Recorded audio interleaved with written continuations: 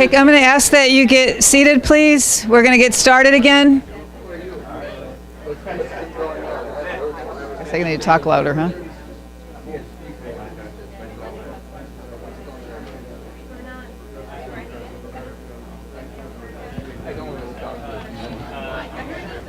Yeah, we're about ready to start. Okay, we're about ready to get going, so if you can take your seats, appreciate it very much.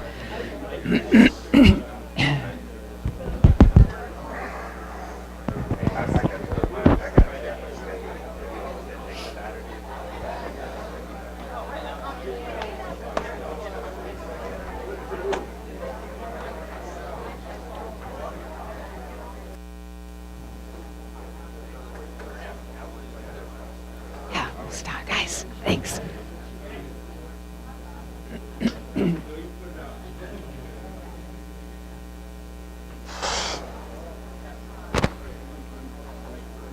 Yeah, I'll talk to you later. I'm ready to get things going. Yeah, well, yeah.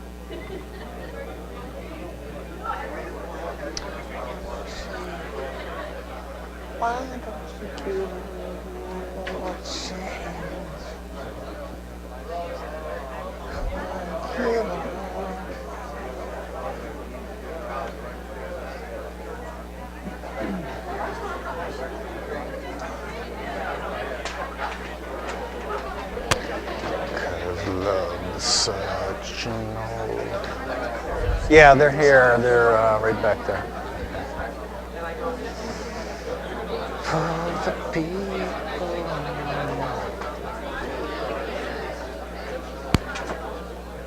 Okay, we're going to get started here again with our keynote speaker. I'm extremely grateful that Professor Edwards accepted our invitation to come out and talk to us here at Valparaiso University today. Professor Edwards is a University Distinguished Professor of Engineering at Virginia Tech, and I've followed the science that he does. I am completely impressed by all of his publications and his honors. I will share a few of them with you. In 2016, he was named among the Time magazine's 100 most influential people in the world, and by Fortune magazine, the world's 50 greatest leaders. Political magazine's top 50 visionaries who have transformed American politics.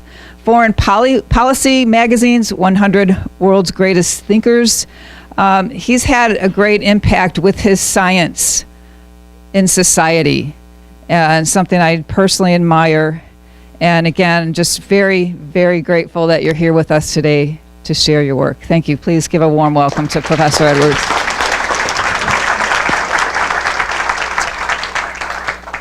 Well, really just thank you so much for having me today. And the president couldn't have said it better when he talked about the mission of Valpro being to seek the truth, and wherever it takes you, that's so be it. And I kind of think back on where this journey started. First, I thought the best place to seek the truth was in the laboratory. But then in 2003, I was working with the EPA on a lead and water problem in Washington, D.C., and I was soon asking too many questions and fired by the EPA, and that set me out on a whole different kind of truth-seeking expedition. And since that time, I kind of characterize what I've been doing as like turning over rocks, and I promised myself when something slimy didn't crawl out, I would end this and go back to the lab, and here I am, because every rock I turn over, too frequently something slimy comes out. And I think one of the things you've got to realize when you start working on a scientific problem is you want to think about what's changing. What are the mega trends that are driving this problem? And that's really where I wanted to start right here. First off, I'm going to make a point that some of the key drivers behind the problems that I'm going to talk about related to clean water, for which the science is perfectly well understood. We have laws to protect people, but we're not following them. First and foremost, it's increasing world debt. Secondly, it's declining discretionary funding. Third, we've got cities and towns across America that are losing population, and that's creating infrastructure stresses. And we've also got plummeting public trust, and water is not yet a human right. So I'm going to talk briefly about each of these key issues. So first, it does help to follow the money.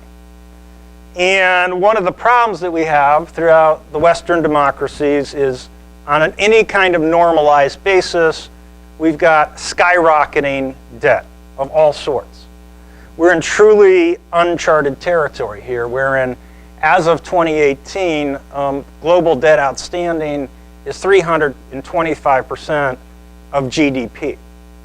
And if you study these kind of bubbles throughout history, what you realize, these always end badly, one way or another. The second thing is that we've never really had a good way in human history to deal with bankruptcy or indebtedness. That's a fact. If you go back 200 years, debt always means loss of freedom or tough decisions. And, in the wisdom of that era, we would throw folks who couldn't pay their bills into debtor's prison. And you would have no way of getting out of there, because how are you going to pay your debts if you're in jail? So the fallacy of that logic was present at that time, and it's still kind of present with us today. What do you do with cities and towns that have gone bankrupt? What do you do if countries like Greece go bankrupt? Austerity is forced upon them, right? And so this is just a fundamental stress, no way of dealing with this issue. And then on top of that, one of the things that's driving our debt is we've made a lot of promises we cannot keep to people in terms of entitlement spending and other issues. And if you look at any Congressional Budget Office projection of the budget, what you'll see is that the implication is we have less and less discretionary money to spend. For all these problems that we're talking about, whether it's the opioids, whether it's PFAS, whether it's declining infrastructure, we're all in line for a smaller and smaller pie. And so when you get in this game, you have to have humility. How important is my cause in the grand scheme of things? Because there's no magic pot of money that's going to overcome these structural problems. And on top of that, in many cities, we have population decline. And this is indeed a mega trend. Now, in some cities, most famously Detroit and Flint, it has to do with economic factors. But there's also a mega trend that existed throughout the century, and it's now continuing, where there's a migration from rural America, particularly young folks, to the coast, to the mega cities. And we've got a third of rural U.S. communities who are in population decline. And so what that means is they have a large infrastructure to pay for, but no one or very few people with the ability to pay. And so their water bills, for example, are going to keep going up. The quality of the water is going to go down. And how do you get out of that? The only real solution, the end game of this, are two. One is to get folks to move back to support that big infrastructure. Or two, eventually, as has been the case throughout history, many of these towns will end up as ghost towns. So, these are hard realities. And amidst that, we're also struggling with just plummeting trust. Trust is plummeting in all kinds of institutions, whether it's government. And this is happening all across the world. And this is a fascinating graph I found yesterday. It illustrates folks' trust in government as a function of time with the president that was in office at each of those times. And one of the fascinating things about this is we may have reached the bottom of what's achievable here. And that actually happened, oddly enough, in the Obama administration. And With the new administration, we haven't moved the needle at all. So interesting what the hypothetical limits of this are. But, this is a great change. We're losing trust in our government. We're losing trust in all institutions. And that is creating great fear, much of it justified in many quarters. There's a fascinating book on this subject. This guy, Michael Young, he's the first person to think about the implications of a meritocracy. The so-called meritocracy is something that came into being after World War I, when they started testing soldiers to give them positions of power, leadership, and many societies adopted that. And this was something new throughout history, because prior to that time, things were not awarded on the basis of a so-called meritocracy. It was based on birth.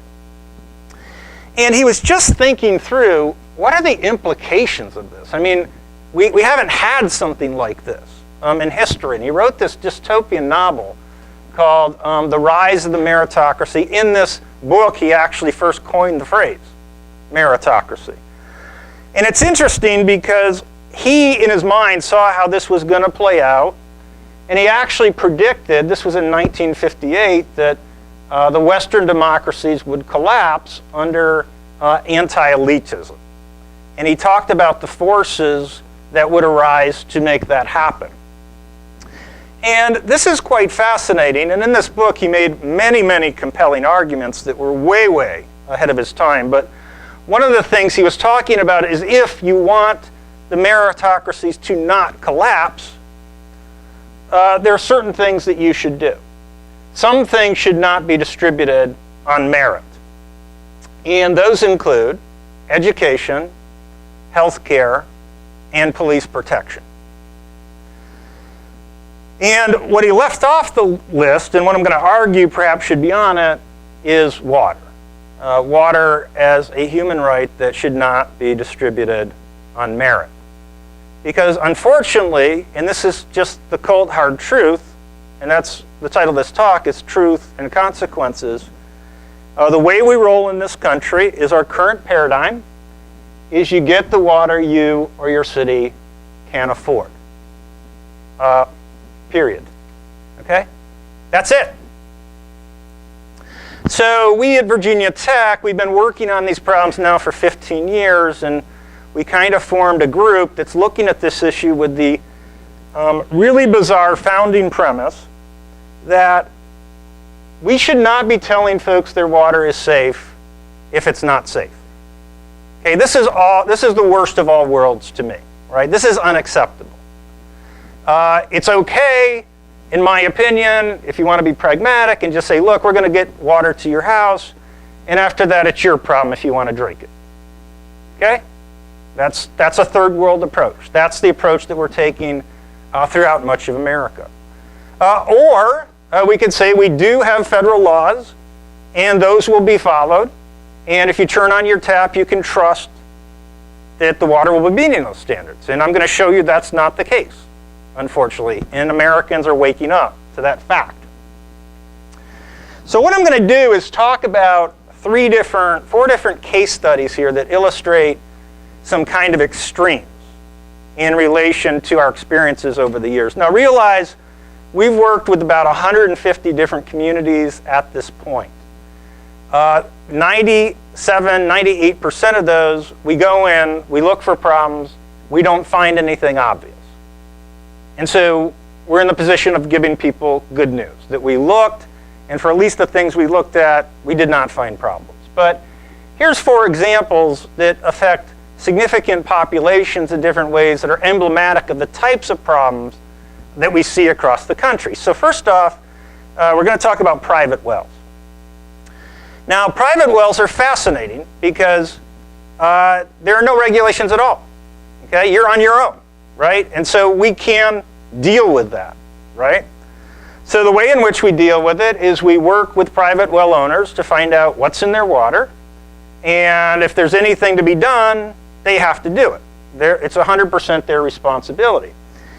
And so I work with about 4 different research scientists, and this is Dr. Kelsey Piper, and this is her work. She started this with her dissertation work. And just for a point of comparison, one of the problems that we encountered during the Flint, Michigan water crisis was lead in water. And this is the results of our citizen science sampling in August 2015, where this team collected 269 samples around the city. There's a distribution because some houses don't have a lead pipe in front of it or have low lead in their plumbing. And so you have many houses with low lead, and then you have other houses where they'll have a lead pipe and just horrible, horrible problems. So wide distribution. But that is kind of what triggered the naming of this as the Flint water crisis, was the lead issue. And if we plot what we've seen around Virginia in terms of lead in water on the same graph, it's the exact same curve. So the levels of lead that were observed in Flint, Michigan during the height of the water crisis are virtually identical to those experienced by private well owners in their daily use of the water. And they're on their own. There's no federal law protecting them. Now, they can go buy bottled water, they can flush their lines, they can use filters, but we can work with them to fix this problem. Another thing that's interesting is well owners deal with kind of some catastrophic events, and we've been starting working with those, specifically flooding. And what can happen in those situations is, the water comes and it comes over the top of the well and it floods in. And so fecal matter, contaminants, everything can just run down your well pipe, and then you've contaminated your own water supply. And I know an earlier speaker said you all didn't come here to see slides of poop on slides, and I didn't get that memo. I'm sorry. So anyway, here's mine. If there were Olympics for strategic poop placement on a well, this puppy would win it. If that was my dog, I'd go into counseling to see what was going wrong there. But anyway, this is the general idea. Like, the water goes over the top of these wells and you get fecal contamination, and what are you going to do about that? And so you add this all up, like there's both chronic and acute problems in private wells. 60% roughly of wells in Virginia exceed at least one health-based standard for water quality. And again, you're on your own. If you own a well like me, that's your problem. The next thing I want to talk about is kind of this imminent tide of bankruptcy that we're going to be seeing in towns and cities across the United States. And in some ways, Flint was ahead of the curve in experiencing the fiscal and other stresses that naturally result from that, and paying a horrible, horrible price for it. And I also just want to take a step back that say this way in which we handle bankruptcy is somewhat uniquely American. Again, no one's figured out a way to handle it. But if you look at Canada or Germany, the whole idea that a city or town could go bankrupt and have to be forced austerity is not really an option, okay? Because the state and the federal government will come up with money to help, to make sure that those basic services are being provided. Not so in the United States. Again, you're just on your own. And so what I want to talk about now is kind of the events in Flint, Michigan, and how the residents dealt with that and kind of exposed this problem where actually federal law was being broken. And it was done so with the full knowledge of the federal, state, and local government. And this was events in 2014, 2015, and I think what happened there is just truly, truly amazing. So this is how it started. The city was trying to save some money, and they switched to the local Flint River, and the projections were that this would save about $4 or $5 million a year while a new pipeline was being built. And this is the now infamous ribbon cutting ceremony where they said, the mayor said that this is a historic day for us, and that turned out to be true, not quite for the reasons that they planned. Because someone forgot to follow federal corrosion control law. Okay, it's actually a federal law that says, thou shalt have corrosion control. Why? It's not to save money. Well, it is to save money. Okay, so for every dollar you spend on corrosion control, you're actually saving $10 in reduced damage to your pipe system. It's as simple as like running your car on oil. But secondly, the corrosion control does other things. It keeps iron out of the water. It keeps lead out of the water. It keeps the bacteria levels lower. So these are all extra health benefits that are just a consequence of this idea of saving money. Someone forgot, and the residents soon figured out that things had gone horribly wrong. So, this is a picture of a collaborator, a Flint mom named Leanne Walters, who I first worked with in Flint. And what she's holding up is water that came out of her faucet after a filter. And that water has very, very high amounts of orange color. That's due to iron corrosion. That's why we have a corrosion control law. That would not be there if the law had been followed. And she's presenting this to the public, the official overseeing this, and she's being told that, well, if that water came out of your house, trust me, it's safe. So we later found out, because she saved this bottle, it was not safe. Some of the water from her house literally had 2.5 times hazardous waste levels of lead, which is so high that a child drinking just a sip of that water could have their blood lead raised from 0 to above 5 micrograms per liter level of concern, one sip. And so Leanne, it was interesting because she had a living experiment in front of her. She had 2 twin boys. The growth of one of those boys was being stunted, and she was trying to figure out why. And so this mom actually figured out on her own that the city did not have corrosion control. She reached out to a local EPA employee, you're going to hear more about, Miguel Del Toro, who happens to be the foremost expert on the lead and copper rule in the country. He's not just any run-of-the-mill person. And he heard what was going on. He could not believe it. He's like, this is a serious, serious problem. And so this mom and many other residents in Flint knew that something was going wrong. When we started thinking about getting involved, this is what we were seeing on social media.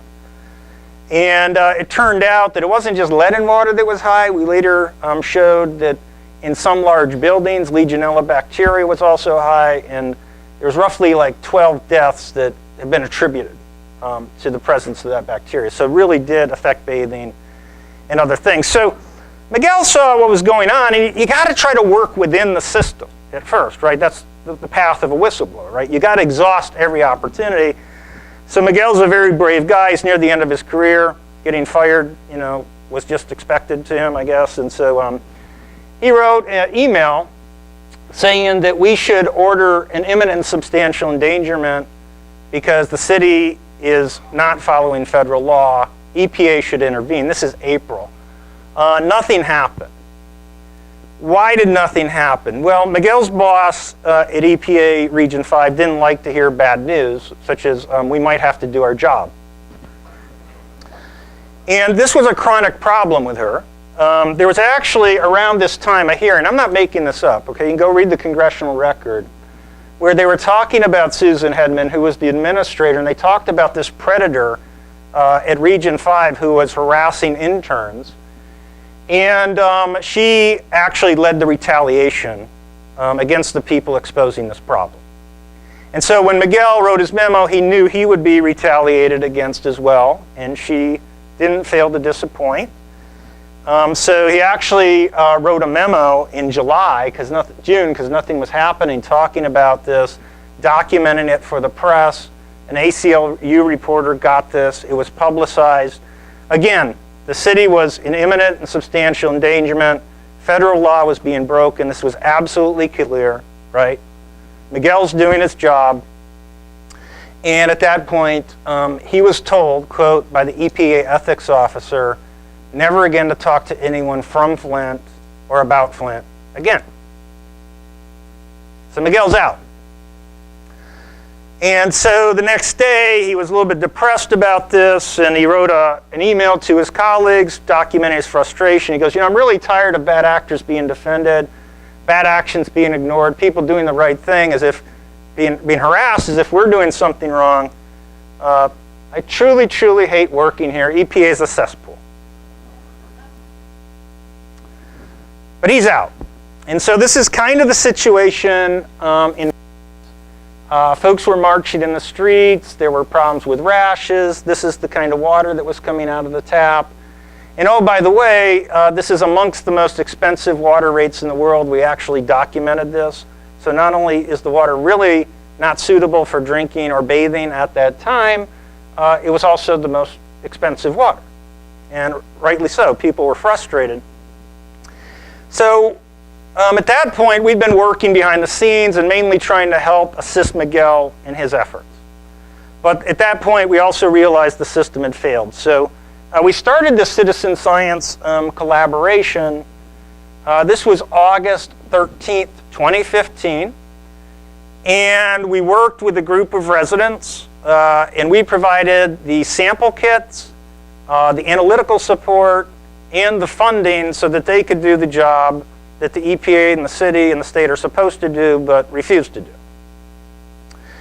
And that was really a game changer. And one of the things we also did is what we call investigative science. So we submitted Freedom of Information Act requests to see who knew what, when, and where. We got mountains of evidence. We posted that on our website.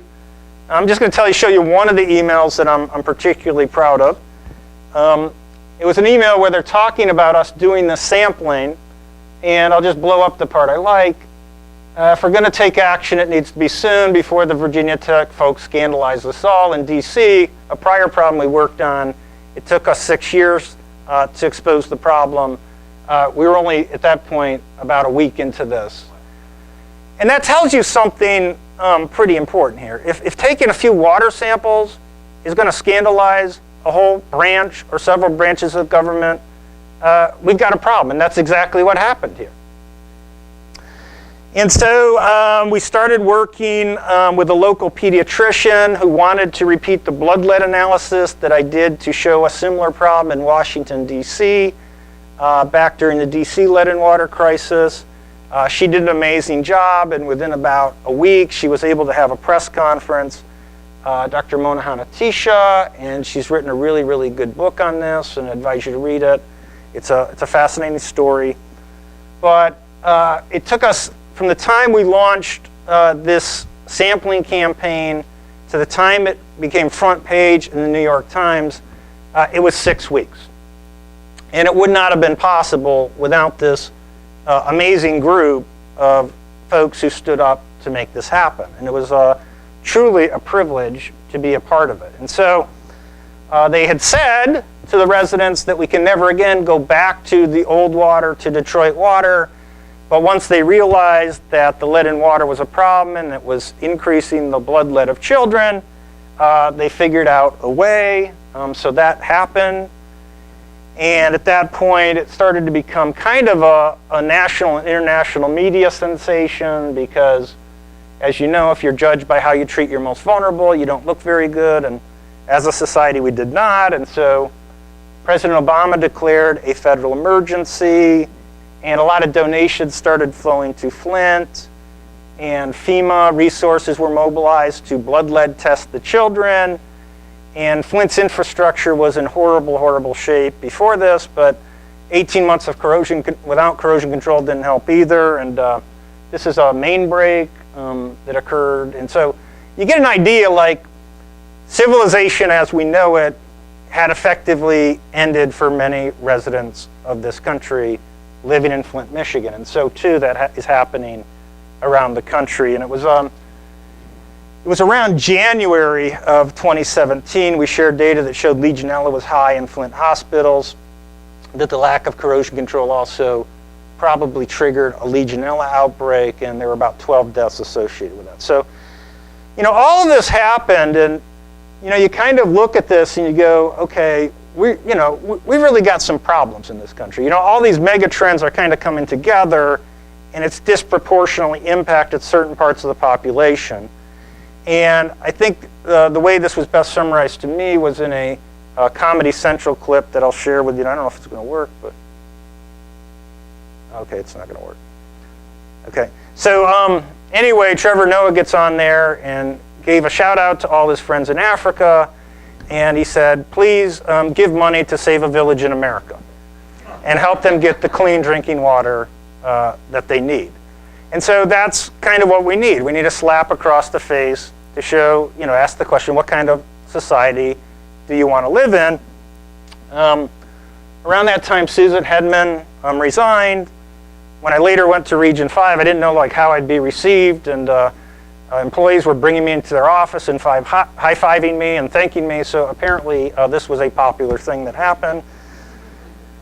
But what we really learned in the aftermath of Flint was something that I had been speaking out on, as had many others, which is that this is a national problem. So the cheating that occurred in Flint was not really unusual. There was a Guardian study that showed 33, at least, major US cities were cheating to make lead in water look low when they sampled it, when it was actually high when consumers were drinking it. And even though that cheating was occurring, there are 5,000 US water systems that are still exceeding the lead standard. So this is not an isolated problem. Okay, what was unusual in Flint is they got caught and people cared. And when news of this started to spread, rightly so, it started to undermine trust in drinking water all around the country. It's part of that spiral of lost trust in government and all institutions. And how do you reverse that? But it's got this every person for themselves mentality, right?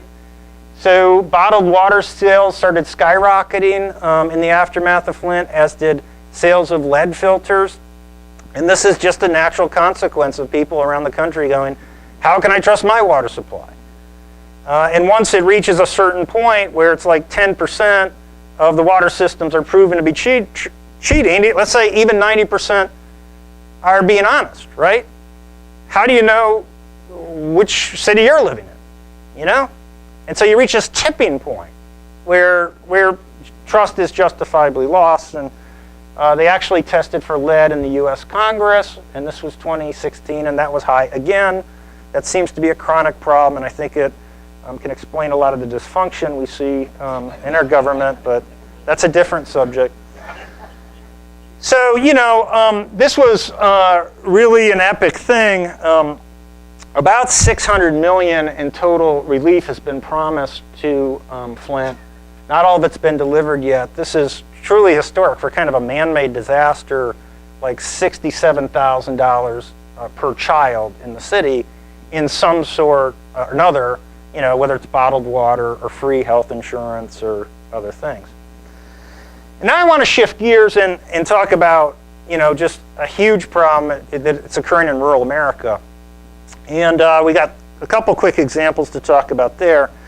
One is St. Joseph, Louisiana. Now this was in the aftermath of Flint. This has got all the symptoms. A population decline of 30%, roughly 80% African American, 40% below the poverty line, per capita income $9,000. And this is the water that was coming out of the tap in St. Joseph. And once again, they were being told this water was safe. And when we got called, we started going, okay, well, let's see what evidence there is that this is actually safe. Here's some more social media talking about this. And once again, you're paying amongst the highest water rates in the world because there's very few people left to pay for the water. And so just documenting what was going on, it turned out that the state was doing their job. They were finding violations. These letters were going out to the city over and over again. Failure to monitor chlorine, failure to monitor chloroform. They didn't even write consumer confidence reports. Fecal contamination of water. You wonder if anyone was opening the mail. Because what are you going to do? In defense of the regulators, what are you going to do? Go turn their water off? And so we asked the question, is this civilization as we know it? And to me, at least, it doesn't look like a first world situation. And so we go and provide relief to folks living under dictators in other countries. And so we again went and said, okay, let's take a few samples, see what's going on. And this was really all the work of an amazing woman, Adrienne Kantner, from LSU, who collaborated with us. So she was first kind of working with the community, trying to raise this in a profile wherein you can go and kind of sign on to a memo to the White House to say, hey, this is our water, can someone help us? And that petition didn't really go anywhere because only 13,000 people signed it, and to reach critical mass to get White House attention, you got to hit 100,000. So Adrienne and others went and collected samples in the city, and these are the lead results that she got. And what we were able to show is that in some houses, lead was above the 15 part per billion federal standard. And at that point, there was a panic because, quote, the same team that had worked with citizens in Flint were now in Louisiana, and Louisiana, quote, did not want to have the next Flint on their hands. And so what happened was something unprecedented. The government then called a public health emergency. And they actually came up with an incredible amount of money for a town this size, $9 million. Then we had a problem. Okay, how do you get the money to the folks to fix the problem? Well, the mayor of the town had to sign the documents. And for a long, long time, he wouldn't sign it. And no one could figure out why. And one of the key steps in getting the money there is he had to do a financial audit to see what's going on to show that you can handle the money. And it turned out that audit exposed that his family was dipping into the town money. They were taking money. They didn't want to do the audit. And eventually, we had to work around this to actually even get the money. You know, so there's all kinds of barriers here that you wouldn't even think about. But here's the famous ribbon cutting, quote, groundbreaking ceremony here. And the state has said, look, we're going to help this community. Now, we know there's hundreds of other communities in Louisiana that have very, very similar problems.